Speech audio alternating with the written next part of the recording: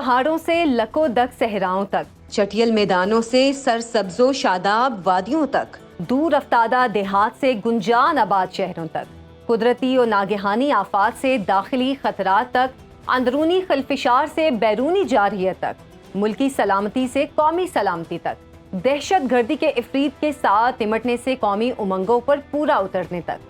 جب درد لادوا بن جائے اور تمام تدبیریں ناکام ہو جائیں تو ایک ہی ادارہ نسخہ اکسیر بن کر حرکت میں آتا ہے، جس نے ہر حال میں ارض پاک کی حفاظت اور ملکی بقا کے تحفظ کا حلف لے رکھا ہے۔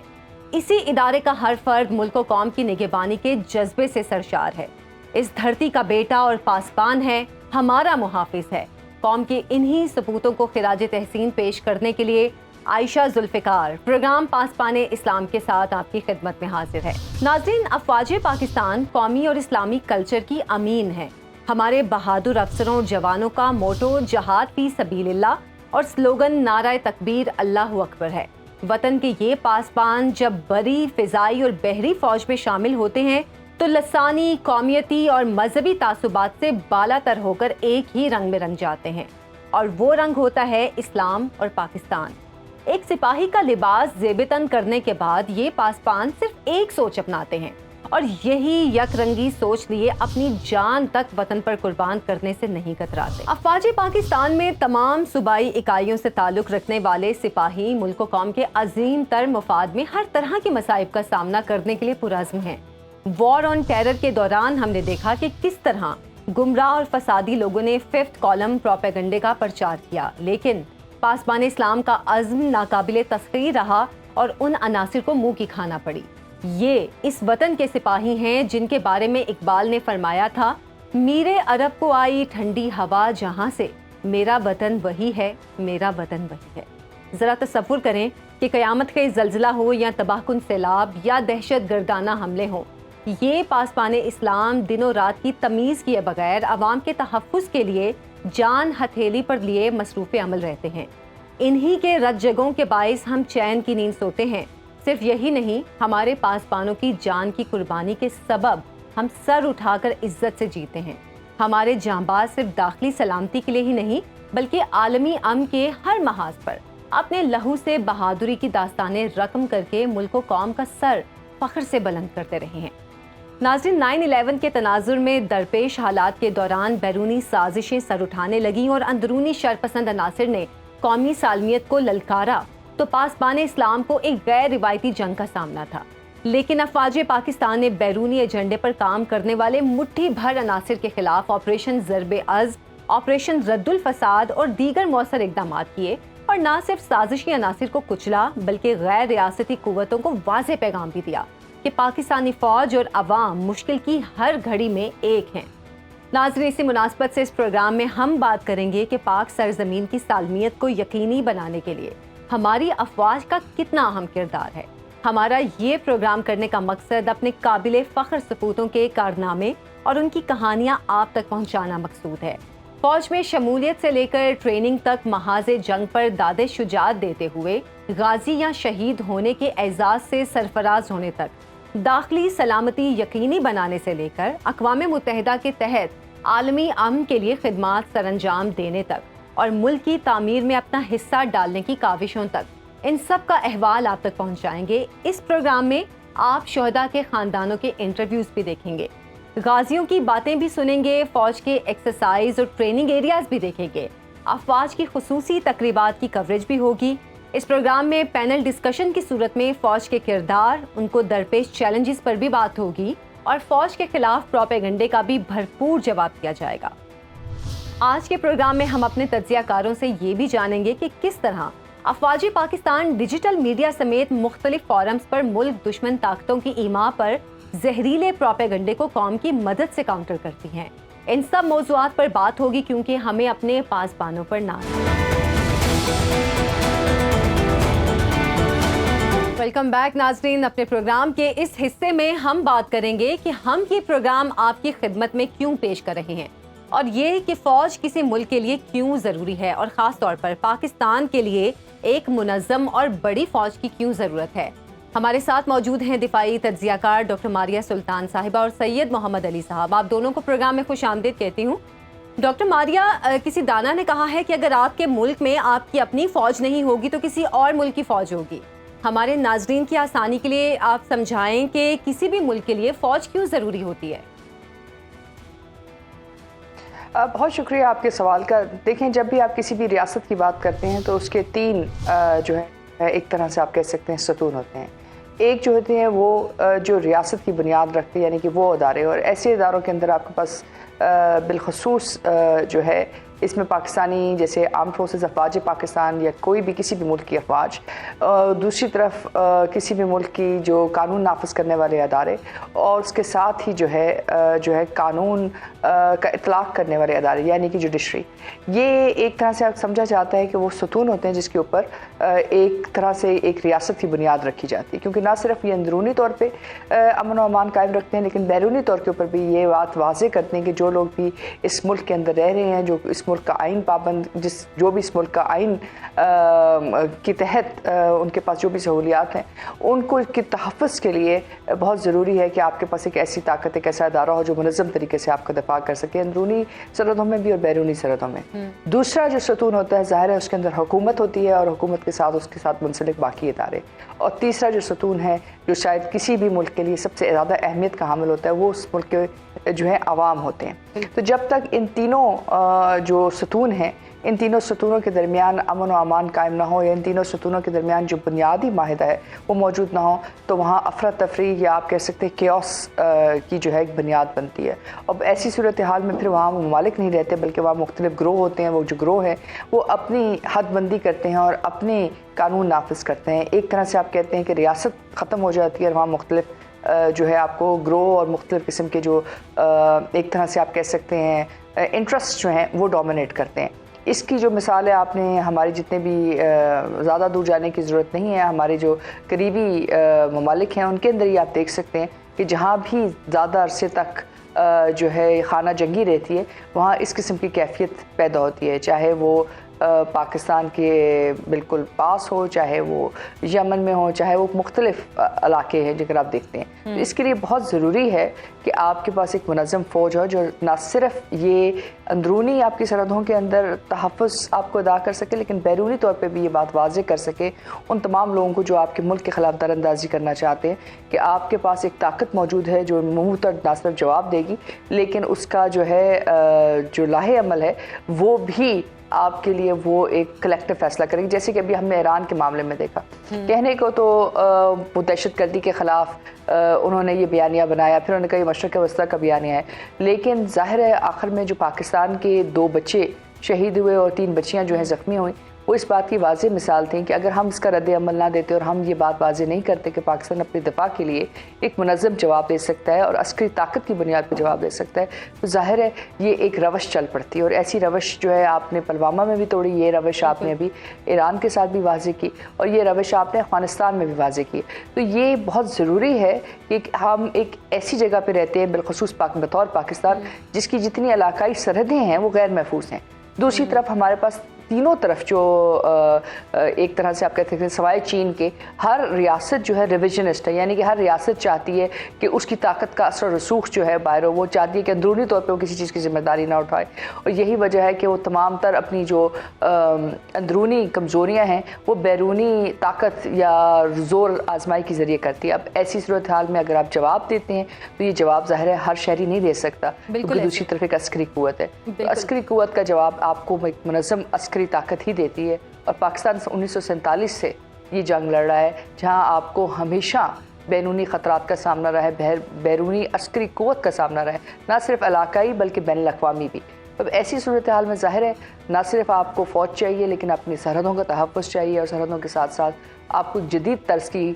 جو ہے فوج چاہیے جس کی بنیاد کے اوپر آپ اپنے تمام چیلنجز کو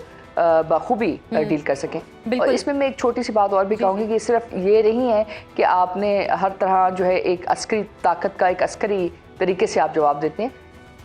بہت سارے اوقات میں آپ کی جو افواج ہیں ان کو اندرونی چیلنجز کا بھی ہوتا ہے، جیسے خدائی آفات ہیں، جیسے آپ کے پاس ایک طرح سے آپ کہہ سکتے ہیں موسمی جو ہے حالات کی وجہ سے بھی کچھ عرصے پہلے پاکستان کے بالکل آپ سے میں بات کروں گی ڈاکٹر ماریہ، ہم اس طرف بھی آئیں گے کیونکہ ظاہر سے بات ہے ہم یہ بھی لوگوں کو بتانا چاہتے ہیں کہ فوج صرف سرحدوں کی حفاظت کے لیے نہیں ہوتی، بلکہ ملک میں جو ناگہانی آفات آتی ہیں یا قدرتی آفات آتی ہیں اس میں کیا کردار ادا کرتی ہیں؟ سید محمد علی صاحب، جیسے کہ ڈاکٹر ماریہ بات کر رہی تھیں کہ سرحدوں کی حفاظت کے حوالے سے، اور خاص طور پہ جو پاکستان کی سرحدیں ہیں، ہمارے جو پڑوسی ہمارے ساتھ لگتے ہیں، پاکستان کا مخصوص جغرافیہ ایک بڑی اور منظم فوج کا متقاضی کیوں ہے، اور خطے میں ہمارے لیے حربی چیلنجز کا پیمانہ کیا ہے؟ بہت شکریہ جی. میں سمجھتا ہوں کہ ڈاکٹر ماریہ نے بہت اہم معاملات کی نشاندہی کی، اور چونکہ آپ کا اس موضوع پہ یہ پہلا پروگرام ہے تو میں چاہوں گا کہ اسی بات کو پہلے تھوڑا سا میں ایکسپینڈ کر دوں تاکہ فوج کا ریاست کے اندر جو رول ہوتا ہے اس کو پہلے ہم سمجھیں، اس سے پہلے کہ ہم آپریشنل لیول کی باتوں پہ جائیں. دیکھیں، 3 پہلو آپ کے سامنے میں رکھتا ہوں. فوج کی کسی بھی ریاست میں کیا رول ہوتا ہے؟ ایک اس کا نظریاتی رول ہوتا ہے، ایک اس کا آئینی رول ہوتا ہے، اور ایک اس کا سیاسی رول بھی ہوتا ہے. Let me explain that. دیکھیں، نظریاتی رول چونکہ پاکستان ایک اسلامی ریاست ہے اور ایک اسلامی نظریاتی ریاست ہے ہمارے آئین کے مطابق، تو قرآن مجید میں بھی یہ ایک طرح سے حکم موجود ہے کہ آپ اپنی اتنی طاقت مجتمع رکھیں کہ آپ کے وہ دشمن جن کو آپ جانتے ہیں اور وہ دشمن جن کو آپ نہیں جانتے لیکن اللہ جانتا ہے، ان پر ایک آپ کی دھاگ رہے، یعنی کہ جس کو موجودہ اسٹریٹجک لینگویج میں ڈیٹرنس کہتے ہیں، وہ موجود، تاکہ وہ آپ کو نقصان پہنچانے کی کوشش نہ کر سکے. یعنی کہ ایک مدافعاتی قوت کو ایک مسلمان ریاست کے اندر مینٹین رکھنا ایک طرح سے اللہ کا حکم ہے. یہ ایک اس کا نظریاتی پہلو ہے. اب میں آتا ہوں آئین پہلو کی طرف. دیکھیں، پاکستان کا جو آئین ہے وہ بیسیکلی ایک سوشل کانٹریکٹ ہے. ایک جانب ریاست اور ایک طرف عوام ہے. تو بنیادی طور پہ ریاست کیا ہوتی ہے؟ ریاست 3 چیزوں کا نام ہوتا ہے: آپ کا جغرافیہ، آپ کی آبادی یعنی عوام، اور آپ کا سیاسی نظام. تو بنیادی طور پر ناظرین کو یہ سمجھنا ضروری ہے کہ کوئی بھی ریاست نہ تو اپنے جغرافیے کا دفاع کر سکتی ہے، نہ اپنی عوام کی جان، مال اور عزت کا دفاع کر سکتی ہے، نہ اپنی آزادی اور خود مختاری کا دفاع کر سکتی ہے، نہ اپنے سیاسی نظام کو انٹرنل اور ایکسٹرنل تھریٹ سے بچا سکتی ہے، انلیس کہ اس کے پاس ایک منظم، مستعد، ویل اکوپڈ، موٹیویٹڈ اور ہائیلی کیپیبل آرم فورسز موجود ہوں. تو کوئی ریاست کسی بھی قسم کی جغرافیے کے اندر ہو، اس کی یہ ایک بنیادی اسٹیبلٹی اور سیکیورٹی کی ریکوائرمنٹ ہے کہ اس کا ایک اہم پلر، جس طرح میڈم ماریہ نے بھی کہا، وہ ہماری افواج ہوتی ہے. یہ اس کا آئینی پہلو ہے. تیسرا پہلو جو سیاسی ہے وہ یہ ہے کہ آپ نے اپنے سیاسی نظام کو بھی جو برقرار اور پروٹیکٹ رکھنا ہے انٹرنل یا ایکسٹرنل اینمی سے. اور جس طرح میڈم ماریہ نے کہ اب جو آپ کے تھریٹ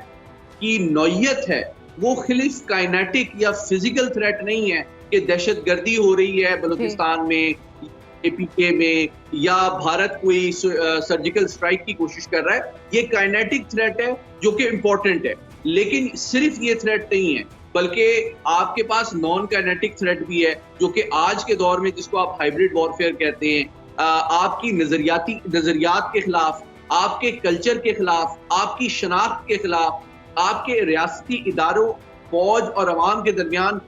میڈیا اور انفارمیشن وارفیئر کے ذریعے سے غلط فہمیاں پیدا کرنا، یہ بھی وہ تھریٹس ہیں جس میں فوج کا ایک اہم کردار ہوتا ہے. اور آخری رول، جس طرح پہلے بھی کہا گیا، کہ اب غیر روایتی جو سلامتی کے چیلنجز ہیں، چاہے وہ سیلاب ہو،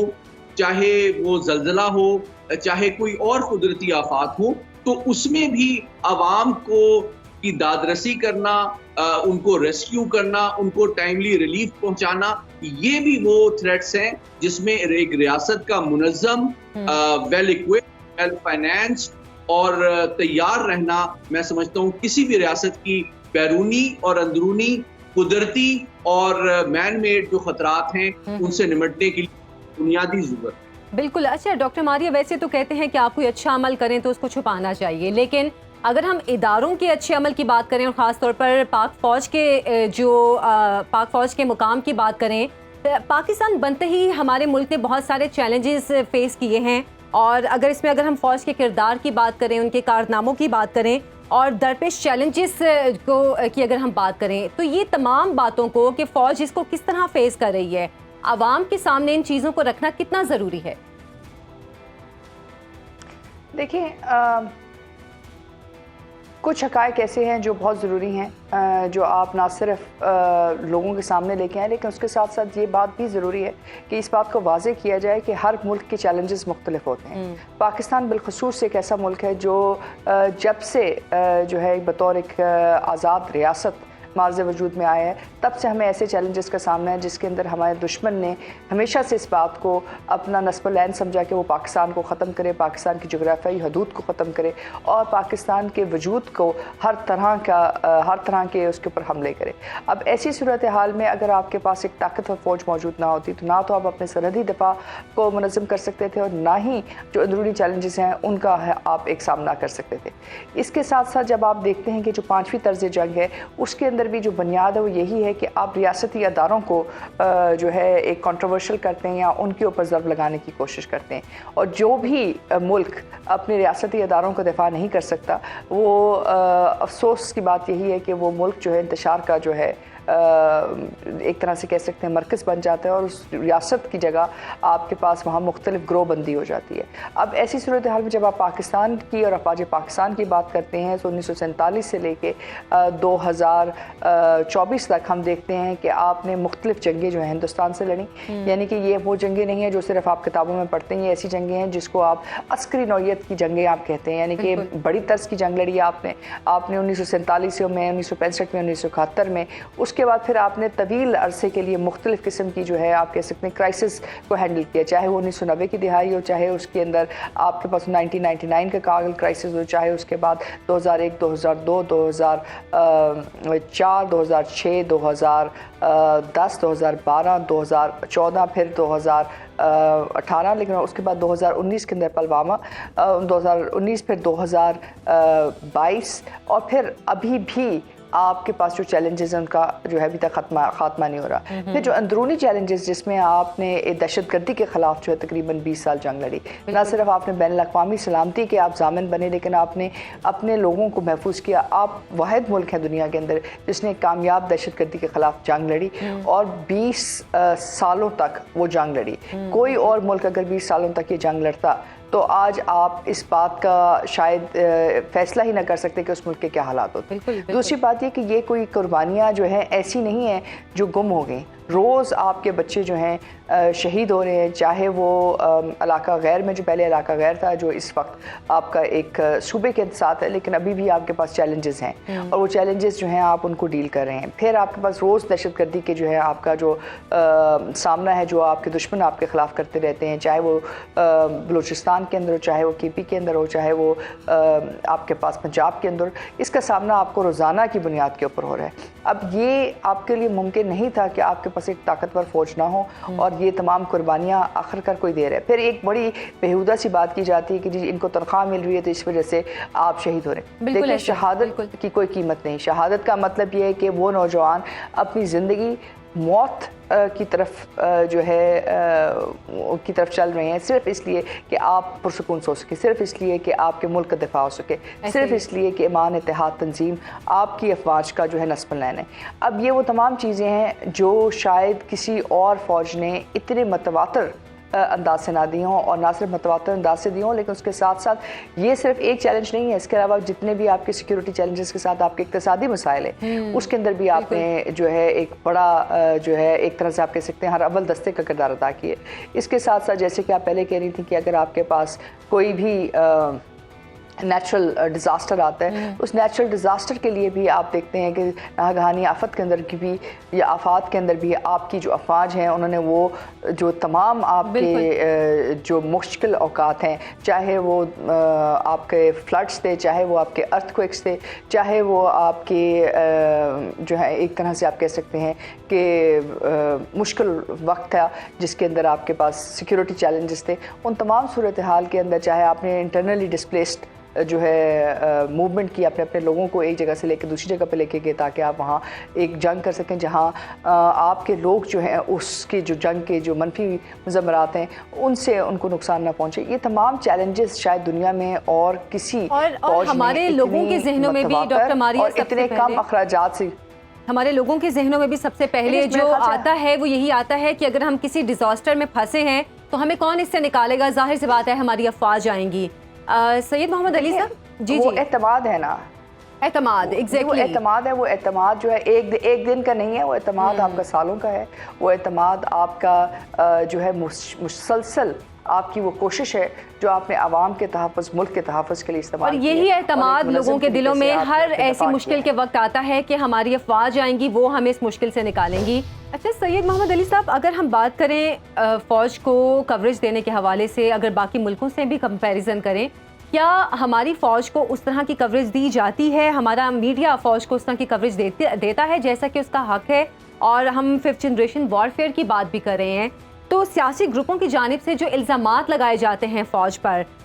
فوج تو ان کا جواب نہیں دے سکتی, ISPR بھی ظاہر سی بات ہے ایک لمٹ کے اندر رہ کر جواب دے سکتا ہے. ایسے میں میڈیا کا کیا کام نہیں ہے کہ وہ حالات کا درست تعین کرے اور فوج کا جو ایک کردار ہے وہ عوام کے سامنے لے کر آئے؟ دیکھیں, اگر ایک پروفیشنل انداز میں میڈیا کی کس طرح پرسیو اور پریزنٹ کرتا ہے پاکستان فوج کو, وہ دیکھا جائے تو obviously اس کو 2 کیٹیگریز میں دیکھا جا سکتا ہے. ایک آپ کا انٹرنیشنل میڈیا ہے, ایک آپ کا پاکستانی میڈیا ہے. اور پھر پاکستانی میڈیا کے اندر بھی آپ 3 کیٹیگریز ہیں. آپ کا الیکٹرانک میڈیا ہے, آپ کا پرنٹ میڈیا ہے, آپ کا سوشل میڈیا ہے. تو میں اس کروں گا اپنی پچھلی بات سے کہ جناب دیکھیں, آج کل جو جنگ ہے وہ صرف ہتھیاروں سے نہیں لڑی جاتی ہے. آج جنگ جو ہے وہ ایک طرح سے ٹوٹل وار بن چکی ہے. بنیادی طور پہ جو آپ کی فوج ہے اس کا رول, اس کو میڈیا میں کیسے پریزنٹ کیا جاتا ہے, اس کو آپ سٹرکچرڈ انداز میں 2 اعتبار سے دیکھ سکتے ہیں. پہلی بات انٹرنیشنل میڈیا اور دوسرا پاکستانی میڈیا. اور پاکستانی میڈیا بھی جو ہے وہ میں نے بتایا کہ الیکٹرانک, پرنٹ اور سوشل 3 ڈفرینٹ کیٹیگریز ہیں جو ڈفرینٹ ٹارگیٹ کیٹر کرتی ہیں. دیکھیں, اب چونکہ دنیا میں جنگ کی نوعیت بدل چکی ہے اور جنگ صرف کائنیٹک یا فزیکل ہتھیاروں سے نہیں لڑی جاتی, بلکہ آپ کا میڈیا جو ہے وہ آج کی 21ویں صدی کی جنگ میں بہت امپورٹنٹ انسٹرومنٹ آف پاور بن چکا ہے. بالکل ایسے, ٹھیک ہے. دشمن جو ہے, جس طرح ماریہ نے بھی کہا کہ وہ اگر چاہتا ہے کہ اس کا مقصد صرف آپ کی زمین پہ قبضہ کرنا نہیں ہے, وہ چاہتا ہے کہ آپ کی فوج کے اوپر سے جو لوگوں کی محبت ہے, اعتماد ہے اور جو ٹرسٹ ہے اس کو ویک کیا جائے, اس محبت کو, احترام کو نفرت اور بے یقینی اور بد اعتمادی سے تبدیل کیا جائے. تو یہ بہت زبردست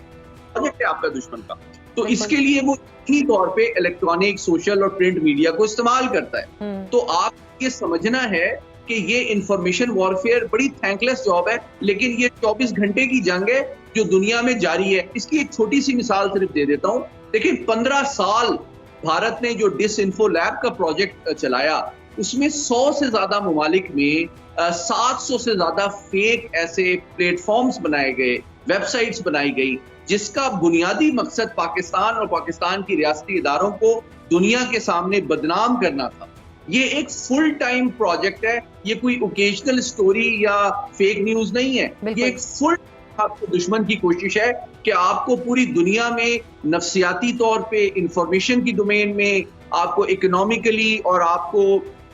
ڈپلومیٹکلی آئسولیٹ کیا جائے. تو اس میں میڈیا کا رول بہت امپورٹنٹ ہو جاتا ہے کہ آپ کے ذریعے سے, ہمارے الیکٹرانک, پرنٹ اور سوشل میڈیا کے ذریعے سے ہم حقائق سے نہ صرف باہر کی جو انفارمیشن انویژن ہے اور جو ہاسٹائل نیریٹو ہے اس سے ہم اپنی عوام کو بھی پروٹیکٹ, صرف فوج کو ہی نہیں پروٹیکٹ کریں بلکہ فوج کا جو کنٹریبیوشن ہے, جو سوسائٹی میں رول ہے, جو لافل کانسٹیٹیوشنل رسپانسبلٹی ہے, جو ان کی قربانیاں ہیں, اس سے نہ صرف ہم اپنی عوام کو آگاہ رکھیں بلکہ عالمی کو بھی بتائیں کہ آپ, جس طرح میڈم عالیہ نے کہا کہ آپ دنیا کی واحد فوج ہیں جنہوں نے 20 سال جنگ لڑ کے, ہزاروں قربانیاں اور شہادتیں دے کے وہ وار جیتی ہے, اس ٹائپ کی وار جیتی. ہم نہ صرف اپنی عوام کا اعتماد اور احترام اپنی افواج پہ برقرار رکھ سکتے ہیں بلکہ عالمی سطح پہ بھی جو سازشیں اور کوششیں ہوتی ہیں کہ پاکستان کو بدنام اور آئسولیٹ کیا جائے, ان کو بھی ناکام بنایا جائے. بالکل. اور ہم بہت پہلے سنتے تھے کہ 5th جنریشن وارفیئر کا ایک ٹائم آئے گا, تو تب سوچتے تھے پتہ نہیں یہ کس قسم کی وارفیئر ہوگی, لیکن کچھ عرصے میں سوشل میڈیا نے جو کردار ادا کیا ہے اس سے سمجھ آئی ہے کہ 5th جنریشن وارفیئر اصل میں اس کی یہ ٹرم کیوں یوز کی جاتی ہے. آپ دونوں کے حوالے سے میں بات کروں گی. ایک بریک سے واپس آئیں گے. Stay with us. پروگرام میں ایک بار پھر سے آپ کو خوش آمدید کہتی ہوں. ناظرین، سوشل میڈیا جہاں ہمارے لیے رابطے کا اہم ذریعہ ہے، وہیں وہ آئیڈیا شیئرنگ کے لیے ایک عالمی فورم سمجھا جاتا ہے. بدقسمتی سے یہ اس پلیٹ فارم کو بھی پروپیگنڈے اور گمراہ کن خبروں کے پھیلاؤ کے سبب محاذ جنگ کا روپ دے دیا گیا ہے. جیسے کہ بریک سے پہلے ہم 5th جنریشن وارفیئر کی بات کر رہے تھے اور اس کو یہ نام بھی دیا گیا ہے. آخر 5th جنریشن وارفیئر کا نشانہ فوج اور عوام کا مضبوط رشتہ کیوں ہے؟ ملکی سلامتی اور اس سے منسلک اداروں کے خلاف جھوٹے اور زہریلے پروپیگنڈے کا تدارک کیا ہے اور دشمن کو دینے کے لیے اس مہلک ہتھیار کا جواب کیا ہے؟ بات کو آگے بڑھاتے ہیں. ایک بار پھر سے اپنے معزز مہمانوں کی جانب چلیں گے. ڈاکٹر ماریہ، کیا یہی وجہ ہے کہ 5th جنریشن وارفیئر یا کی بورڈ واریئرز نے پاک افواج کو سب سے زیادہ ٹارگٹ کر رکھا ہے؟ نہیں، دیکھیں، یہ صرف یہ وجہ نہیں ہے کہ صرف منظم ادارہ ہے، باقی ادارے بھی پاکستان میں بہت منظم ہیں اور بڑی جو ہے دل سے پاکستان کے لیے کام کریں. لیکن جیسے میں نے پہلے کہا کہ یہ وہ ادارہ ہے جس کے پاس آئین پاکستان کے بعد یہ حق حاصل ہے کہ آپ کے دفاع کے اندر طاقت کا استعمال کر سکے. اس کے ساتھ ساتھ جو آپ کے قانون نافذ کرنے والے ادارے ہیں ان کے پاس بھی یہ حق حاصل ہے. لیکن جو افواج ہوتی ہیں، جو بالخصوص افواج پاکستان ہیں، آئین پاکستان کے بعد کی وجہ سے اندرونی اور بیرونی جتنے بھی آپ کے جو سرحدیں ہیں ان کے تحفظ کے لیے وہ تمام اقدام اٹھا سکتے ہیں جو آپ کے تحفظ کے لیے ضروری ہیں. تو یہ وجہ ہے جس کی وجہ سے جو ان کا مینڈیٹ ہے، جو ان کی طاقت ہے اور پھر جو ان کی ایک طرح سے آپ کہہ سکتے ہیں سرفروشی ہے اپنے ملک کے تحفظ کے لیے، جو آپ کی نئی نسل ہے جو روزانہ کی بنیاد پر اپنا خون دے رہی ہے. روز آپ ایک چیز دیکھتے ہیں جو ISPR ریلیز کرتی ہے جس کے اندر مختلف آپ کے جو ہے افسران، آپ کے فوجی جو ہیں شہید ہو رہے ہیں. وہ کس لیے شہید ہو رہے ہیں؟ وہ آپ کے تحفظ کے لیے شہید ہو رہے ہیں، وہ آپ کی ان سرحدوں کے تحفظ کے لیے شہید ہو رہے ہیں. تو یہ وہ شہادت کا رتبہ ہے جس کو سمجھنے کی ضرورت ہے. آپ کوئی لادین فوج نہیں ہے، آپ کوئی لادین ملک نہیں ہے جہاں آپ کو اس بات کا اندازہ نہیں ہے کہ جو لوگ اپنی اس مادر وطن کے لیے جو ہے اس وقت شہادت کا رتبہ حاصل کریں، وہ اپنی اس جذبے سے سرشار ہیں کہ وہ شہادت چاہتے ہیں، لیکن اس کے ساتھ ساتھ وہ اس جذبے سے بھی سرشار ہیں کہ وہ اپنی زندگی کا نذرانہ دے رہے ہیں صرف اس لیے کہ آپ میں اور پاک کا جو ملک ہے وہ ان تمام حملوں سے جو ہے محفوظ رہے اور آپ کا ملک جو ہے برقرار رہے اور آپ کے پاس ایک ریاست مملکت پاکستان جو ہے اسی طرح قائم رہے جس طرح کے بانی نے سوچا تھا، جس طرح کے اتنے مسلمانوں نے جو برصغیر و پاک و ہند میں موجود تھے جنہوں نے قربانیاں دے کے ملک حاصل کیا. آج ہندوستان کے اندر جو مسلمانوں کی حالت ہے وہ سب کے سامنے ہے. یہ کوئی ڈھکی چھپی بات نہیں ہے جو ان کے ساتھ کیا جا رہا ہے، جو ان کی نظریات کی بنیاد پہ، ان کی دین کی بنیاد پہ ان پہ اللہ کی زمین جو ہے تنگ کی جا رہی ہے، ان کو ڈیٹینشن سینٹرز میں ڈالا جا رہا ہے، ان کے خلاف قوانین لائے جا رہے ہیں. اور پھر آپ کے پاس اگر کوئی طاقت ہی موجود نہ ہو جو آپ کا دفاع کر سکے تو پھر کیا ہوگا؟ آپ ظاہر ہے ظلم سہیں گے، آپ کمزور ہوں گے. تو جو ریاست پاکستان کے خلاف جب حملہ ہوتا ہے تو ظاہر ہے کسی بھی موج کو، کسی بھی افواج کو، کسی بھی فوج کو سب سے پہلے نشانہ بنایا جاتا ہے اور یہی وہ نشانہ ہے جو ابھی تک پاکستان کی افواج آپ نظریات کی بھی ابھی ڈاکٹر ماریہ بات کر رہی تھی، آپ نظریات کی بھی ابھی بات کر رہی تھی اور پاکستان نظریاتی طور پر ظاہر سے بات ہے وجود میں آیا ہے. 5th جنریشن وارفیئر کے ذریعے ہمارے قومی اداروں کے خلاف نوجوانوں کے ذہنوں میں نفرت بھری جا رہی ہے. پاکستان کے وجود پر بھی شکوک پیدا کیے جا رہے ہیں. ہم اکثر سوشل میڈیا پر لوگوں کے یہ خیالات دیکھتے ہیں. سوال یہ ہے کہ ہمارا نوجوان اتنی آسانی سے اس چنگل میں کیوں پھنس رہا ہے؟ کیا ہمارا تدریسی نظام اور ہمارے اسکول آف تھاٹس کمزور ہو چکے ہیں؟ دیکھیں، یہ آپ نے بہت اہم سوال کیا ہے. یہ بات درست ہے. دیکھیں، جب بھی آپ ایک نئی طرز کی جنگ کا سامنا کرتے ہیں تو بہت ضروری ہوتا ہے کہ آپ اپنی تاریخ کا اثر نو جائزہ لیں، پھر ساتھ ساتھ اس بات کو بھی واضح کریں کہ وہ تمام قربانیاں جو آپ کی اداروں نے، آپ کی عوام نے آپ کے ملک کے تحفظ کے لیے دی ہیں اس سے لوگوں کو آگاہ کریں. بالکل، یہ وہ چیزیں نہیں ہیں جن کے اوپر آپ خاموش رہیں، کیونکہ اگر آپ خاموش رہتے ہیں تو پھر تاریخ کچھ اور لکھی جاتی ہے. پھر آج کل سوشل میڈیا کے اندر جو استعمال ہے اس میں تاریخ کے اندر اتنا زیادہ رد و بدل کر کے عوام تک پہنچایا جا رہا ہے کہ شاید اس کا حقیقت کے ساتھ کوئی تعلق نہیں. یعنی ہر چیز کو، ہر بیانیے کو توڑ موڑ کے بتایا جا رہا ہے جس کا زمینی حقائق کے ساتھ تعلق نہیں. چاہے وہ مسنگ پرسنس کی بات ہو تو کہتے ہیں جی ان کی جو اہل و عیال ہیں وہ کسی تیسرے ملک میں موجود ہیں. تو آپ سے سوال یہ ہے کہ آپ اس ملک کے لیے جدوجہد کیسے کریں. اگر آپ سوئٹزرلینڈ میں موجود ہیں, اگر آپ ایران میں موجود ہیں, اگر آپ افغانستان میں موجود ہیں, تو آپ کن کے بچوں کو شہید کر رہے ہیں. اسی طرح آپ کے پاس ہر چیز کو, اس میں یہ نہیں ہے کہ ریاست جو ہے مسٹیکس نہیں کرتی یا اس کی کمزوریاں نہیں ہوتی ہیں. ہر ریاست کے اندر کمزوری ہوتی ہے, اور پاکستان ایک نیا ملک ہے. ظاہر ہے آپ کو وقت لگے گا اس تمام ریاست کو مضبوط کرنے میں, اور اس ریاست کو مضبوط کرنے کے ساتھ ساتھ آپ کے کچھ فیصلے صحیح بھی نہیں ہیں, لیکن اس کا مطلب ہرگز یہ نہیں ہے کہ آپ پورے ادارے پہ پوری جو آپ کی بنیاد ہے اس کو ہی آپ کنٹروورشل کر دیں. اگر آپ اس کو کنٹروورشل کر دیتے ہیں تو پھر آپ اس کا جواب کون دے گا, اس کا رد عمل کہاں سے آئے گا. اور سب سے بڑی بات یہ کہ عوام کے تحفظ کے لیے کون اپنی جان کا نذرانہ دے گا. اور اگر وہ نذرانہ آپ دے بھی دیتے, جہاں مختلف ممالک کے اندر انتشار ہوتا ہے, تو کیا اس کے بعد ان کے پاس امن و سلامتی ان کو حاصل ہو جاتی ہے؟ نہیں. آپ کے پاس ایک ایسی صورتحال بھی ہو سکتی ہے جہاں آپ کے پاس ایک مضبوط طاقت موجود نہیں ہے اور آپ وہ تمام کمپرومائزز کرتے ہیں. جب آپ دوسری جنگ عظیم کی بات دیکھتے ہیں تو آپ یہ دیکھتے ہیں کہ وہ تمام ممالک جن سے ان کی فوج لے لی, وہ ابھی اقتصادی طور پہ تو بہت بڑے ہیں, لیکن شاید ان کے پاس ابھی بھی وہ عسکری طاقت موجود نہیں ہے کہ وہ اپنا ایک منظم دفاع کر سکیں, یا وہ اپنی ریاست کا جو انفرادی جو حق ہے اس کو محفوظ کر سکیں اس گلوبل چیلنج کے اندر. چاہے آپ وہ جرمنی کی مثال دیکھ لیں, چاہے آپ اس میں جاپان کی مثال دیکھ لیں, جو اپنی نوعیت کے بہت بڑی اقتصادی طاقتیں ہیں, لیکن ان کی جو عسکری طاقت ہے وہ اس کے برابر نہیں ہے جتنی ان کی اقتصادی طاقت ہے. اور یہی وجہ ہے کہ مختلف آپ انٹرنیشنل فارمیشنز کا حصہ ہے, بہت ساری آپ بے تکی جنگیں لڑ رہے ہیں. اب آپ مجھے بتائیں کہ جاپنیز سولجرز کا افغانستان کے اندر کیا جو ہے آپ ایک طرح سے کہہ سکتے ہیں کہ کیا عمل دخل ہو سکتا ہے, لیکن انہوں نے جنگ لڑی کیونکہ ظاہر ہے اس وقت جو ہے وہ امریکہ کے اتحادی تھے, اس لیے کیونکہ آپ ایک سیکیورٹی ڈیفنس پیکٹ کا حصہ ہیں. تو اسی طرح بہت ساری غیر ضروری جنگیں, بہت ساری غیر ضروری جو آپ کی سرحدوں کے جو ہے آپ کے درمیان جو ایک طرح سے آپ کہہ سکتے ہیں ڈیفنس ہے, وہ سارا کا سارا چیلنج آپ کو کرنا پڑتا ہے, کیونکہ آپ اقتصادی طور پہ طاقتور ہیں, لیکن آپ عسکری طور کے اوپر وہ طاقت نہیں رکھتے کہ اپنے ملک کے خلاف جو ہے انڈیپینڈنٹ یا ایک طرح سے آپ کہہ سکتے ہیں کہ وہ فیصلے کریں جو صرف اور صرف آپ کے ملک کے لیے ہوں. اور یہ ایک اہم بات ہے اور اس کے سمجھنا بہت ضروری ہے. اور ظاہر سی بات ہے ہمارے فوجی جوان کسی دوسرے ملک سے تو آتے نہیں ہیں, ہمارے شہروں, ہمارے گاؤں, ہمارے گھروں سے ہی یہ بچے ہیں جو کہ ہمارے اپنے بچے ہیں جو کہ پاک فوج کا حصہ بنتے ہیں. ڈاکٹر ماریہ سلطان, بہت شکریہ آپ کا, اور سید محمد علی صاحب بھی ہمارے ساتھ موجود تھے, آپ کا بھی بہت شکریہ. ناظرین, پاک افواج کسی ایلیٹ کی نمائندہ نہیں, یہ ملک کے عام عوام کی فوج ہے. یہ کسی خاص طبقے, گروہ یا برادری سے بھی نہیں, یہ پورے ملک کی فوج ہے. یہاں سانگھڑ کا سندھی بولنے والا نوجوان بھی ہے تو کراچی کا اردو سپیکر بھی, خزدار کے دور افتادہ گاؤں میں بسنے والا بلوچ بھی پاک فوج کا حصہ ہے, تو پنجاب کا شیر جوان اور چترال کا سخت جان بھی اس قومی گلدستے کا پھول. جی ہاں, یہاں جنرل کا بیٹا کمیشنڈ آفیسر بن سکتا ہے تو کسی سپاہی کا سپوت بھی اپنے کاندھوں پر چاند ستارہ سجا سکتا ہے. یہ منی پاکستان ہے اور پاکستان کی رگوں میں دوڑتا لہو بھی ہے. قوم اور فوج کا یہ رشتہ لہو کا رشتہ ہے, اس لیے ہر پاکستانی کا دل بولے پاک فوج زندہ باد, پائندہ باد.